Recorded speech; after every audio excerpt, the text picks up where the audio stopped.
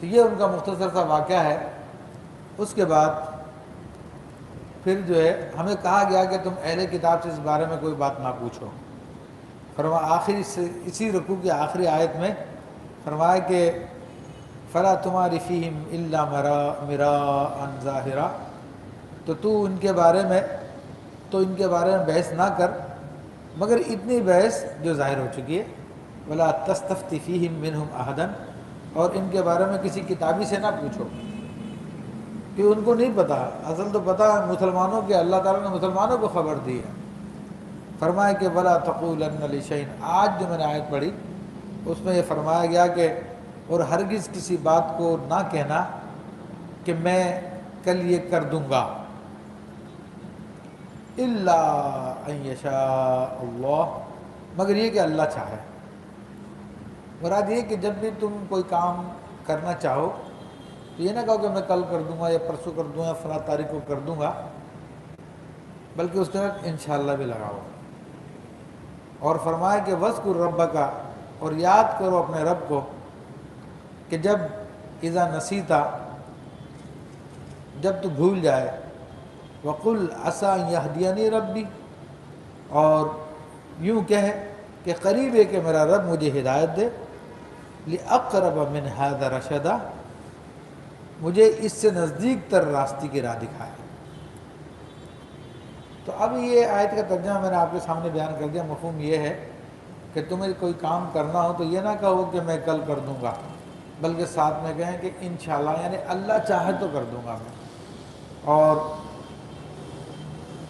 جب تجھے بھول ہو جائے تو اپنے رب کی یاد کرو اور کہہ دو کہ اللہ تعالیٰ مجھے ہدایت دے گا اور اس سے زیادہ قریب کی ہدایت دے گا۔ تو اس آیت کی شان نزول کے حوالے سے مختصر یہ کہ جب یہودیوں نے نبی کریم صلی اللہ تعالیٰ علیہ وسلم سے دو سوال کیے، ایک روح کی حقیقت کے حوالے سے اور ایک اصحاب کہف کے حوالے سے، تو چونکہ آپ پر تواتر کے ساتھ روزانہ وحی آ رہی تھی اور جبریل امین علیہ السلام آپ کے پاس کتنا آتے تھے، تو اس کا اندازہ اس بات سے لگایا جا سکتا ہے کہ سیدنا جبریل امین علیہ السلام آپ کے پاس 1,86,000 مرتبہ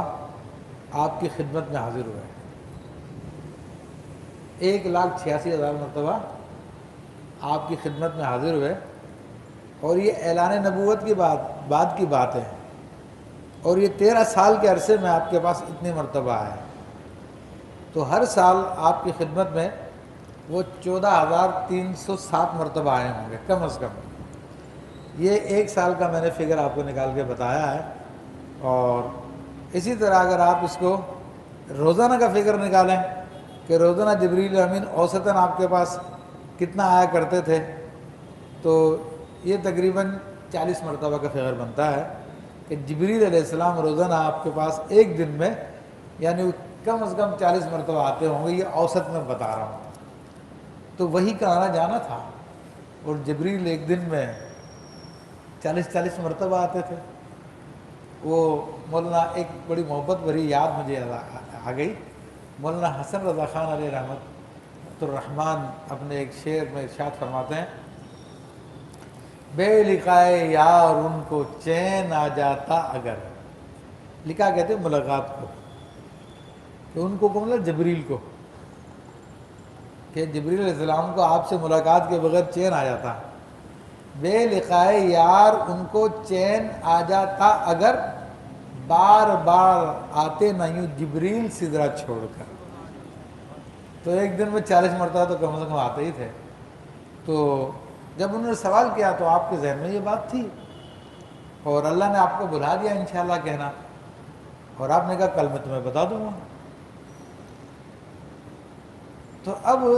نبی علیہ السلام کو اللہ نے کامل عقل عطا فرمائی تھی، اور ہم دیکھتے ہیں کہ جو بہت زیادہ ہوشیار اور ذہین لوگ ہوتے ہیں وہ عام لوگوں کے مقابلے میں بہت کم غلطیاں کرتے ہیں، بہت کم بھول چوک کرتے ہیں۔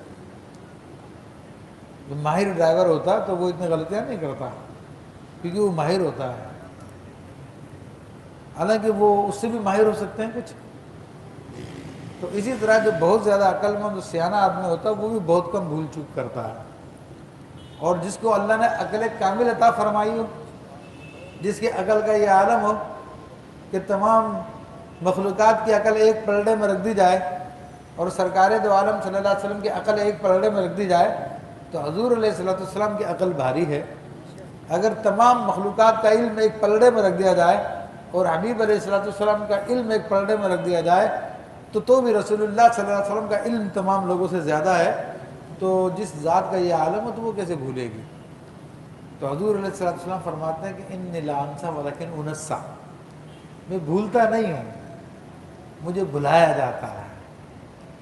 میں بھولتا نہیں ہوں، مجھے بلایا جاتا ہے۔ کیوں بلایا جاتا ہے؟ اس کی حکمت فرمائے لیستنا بھی، تاکہ میری سنت تمہارے سامنے ظاہر ہو جائے، تاکہ تمہیں سنت مل جائے کہ بھائی اگر ہم لوگ بھول جائیں تو کیا کرنا ہے ہمیں اس موقع پر۔ تو یہ حضور علیہ الصلوۃ والسلام کو اللہ تعالیٰ نے بھلا دیا اور آپ نے انشاءاللہ نہیں کہا۔